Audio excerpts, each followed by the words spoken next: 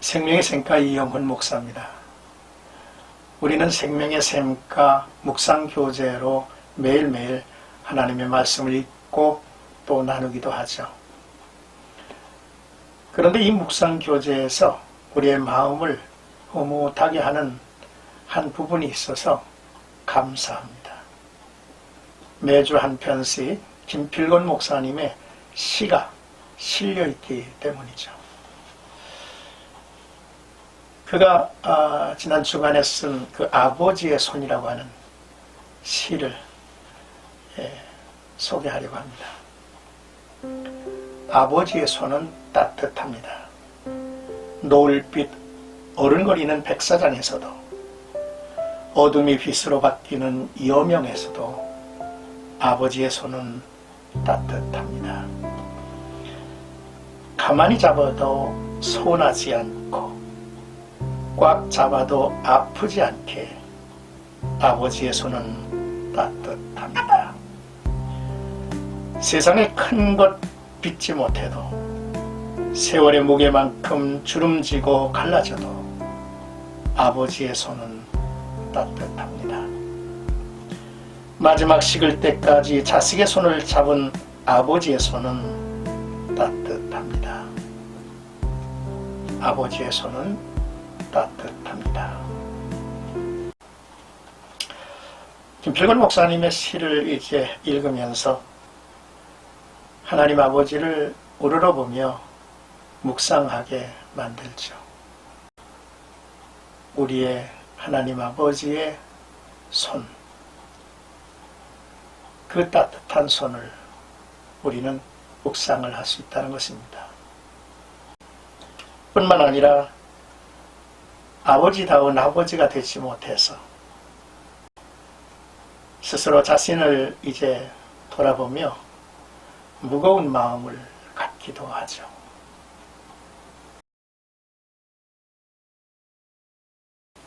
요즘 우리는 호세아서를 묵상을 하는데 오늘은 18번째 시간이 되겠습니다. 호세아 9장 1절에서 9절까지 형벌과 보응의 날이라는 주제입니다.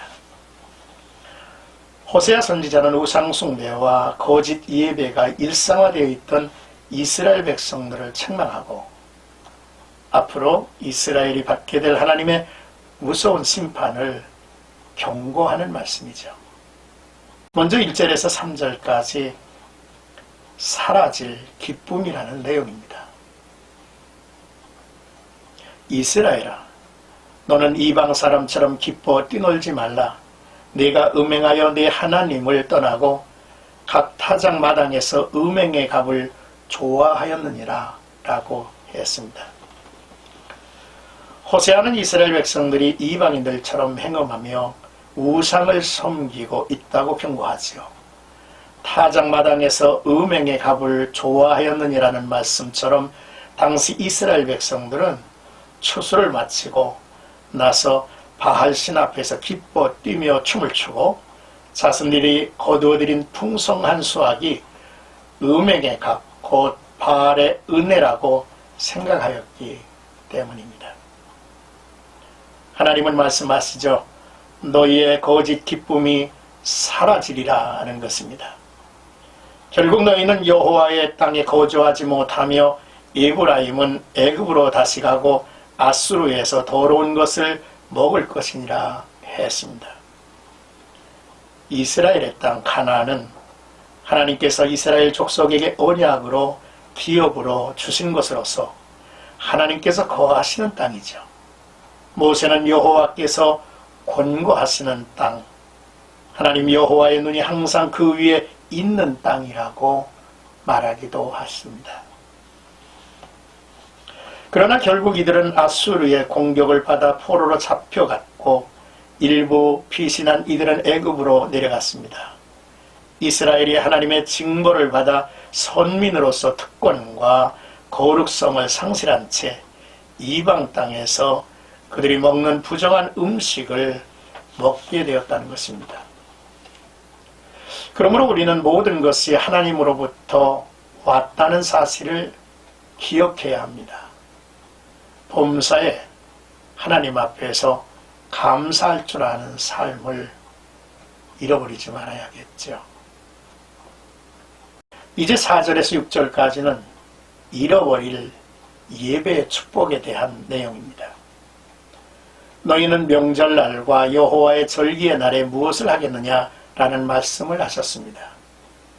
이스라엘의 특권인 하나님을 향한 예배의 축복을 잃어버릴 것이라는 말씀이죠. 포로의 땅에서 참된 예배, 하나님이 기뻐하신 예배를 드리지도 못할 것이며 제물은 스스로 먹기에 소용이 될 뿐 하나님의 전해드릴 제물이 되지 못할 것이라 했습니다.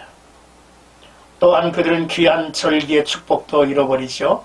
절기는 지나온 역사 속에서 베푸신 하나님의 위대하신 은혜를 오늘에 이끌어와서 나의 것으로 삼는 축복의 절기입니다. 역사 속에 계신 하나님과 그 축복을 후손들이 계승하게 하시는 하나님의 뜻이 담긴 명령이 절기였기 때문이죠. 이 같은 절기의 축복을 상실한 것입니다. 이스라엘의 열방의 때, 이스라엘이 멸망의 때 애굽으로 도피하는 자들도 동일한 운명이 될 것입니다. 애굽은 그들을 사로잡고 노비, 무덤이 될 것이라 했죠.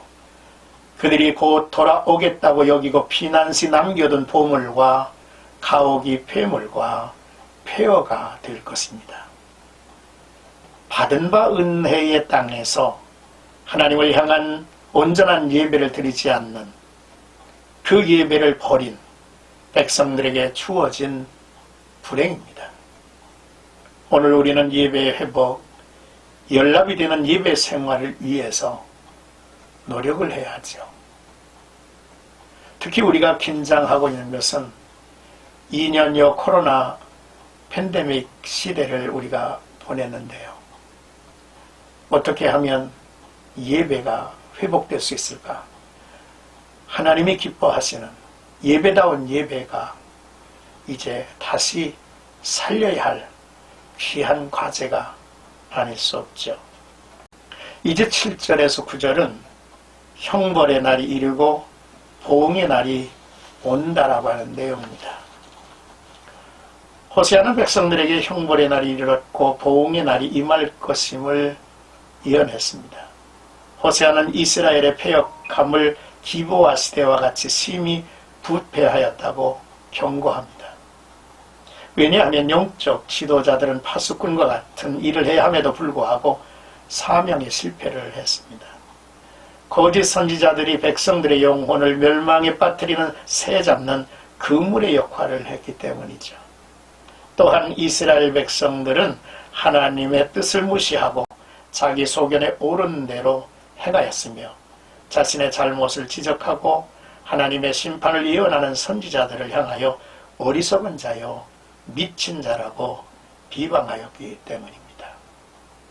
결국 여호와께서 그 악을 기억하시고 그 죄를 벌하시리라 하셨습니다. 이 땅의 영적 지도자들이 그 지도자로서의 역할을 잘 감당해야 하며 또한 우리는 그들 지도자들로부터 귀한 가르침과 또 깨우침을 받아야 할 일이기 때문입니다. 이러한 은혜가 이 땅 주님의 몸된 교회 안에서부터 불부터 타오르는 부흥이 되기를 주님의 이름으로 축복합니다.